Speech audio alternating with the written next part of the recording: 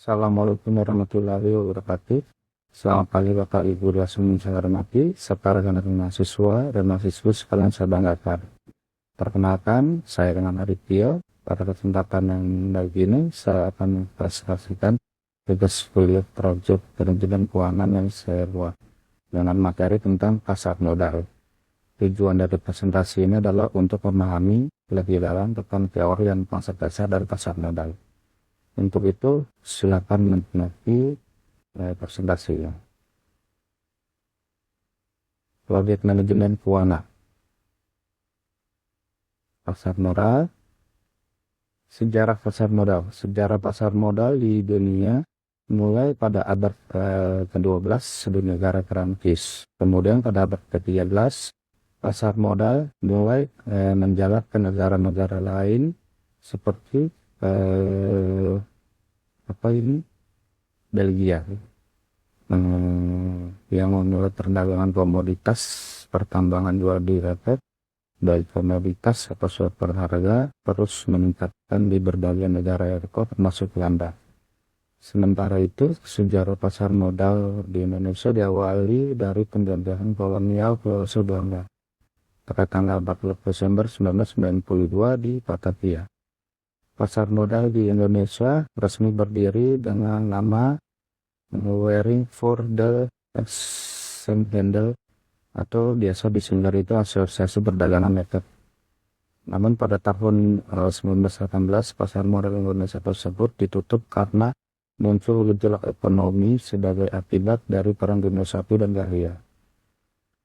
Pasar modal Indonesia kemudian kembali dibuka pada tahun 1977 oleh Presiden Soeharto dengan nama Bursa Efek Jakarta.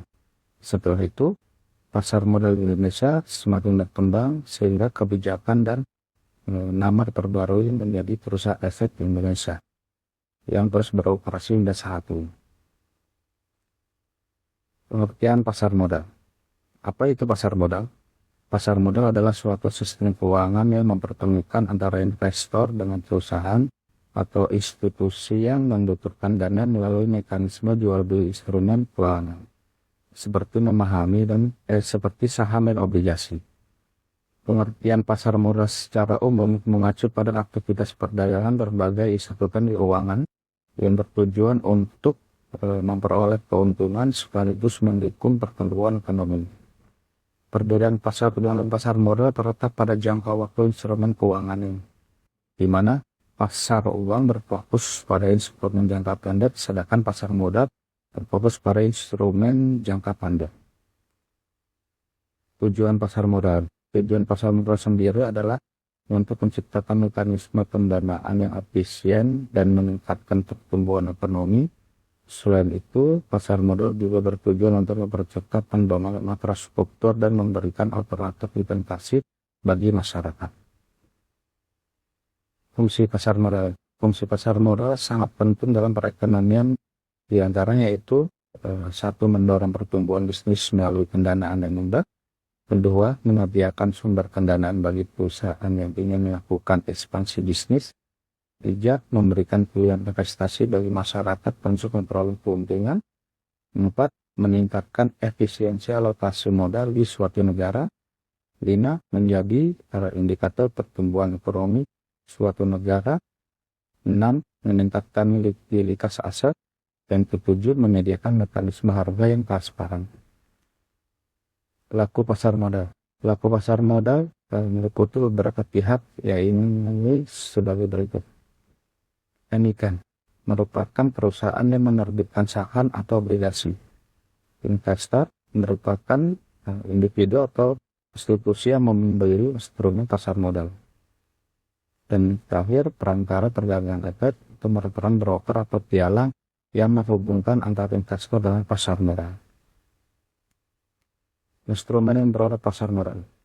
Instrumen pasar modal atau bisa juga disebut sebagai produk pasar modal mencakup berbagai produk keuangan yang diperdagangkan, antara lain saham, yaitu surat kepemilikan atas suatu perusahaan, obligasi, surat utang yang diterbitkan oleh perusahaan atau pemerintah, reksadana, kumpulan dana, dari masyarakat yang dikelola oleh manajer investasi. Terus dari output kontrak keuangan yang nilainya bergantung pada aset dasar seperti saham ataupun obligasi. Peran dan manfaat pasar modal. Pasar modal memiliki peran dan manfaat penting baik itu bagi pemerintah, emiten maupun investor. Berapa peran pasar modal meliputi bagian investor? Satu, memperoleh kapital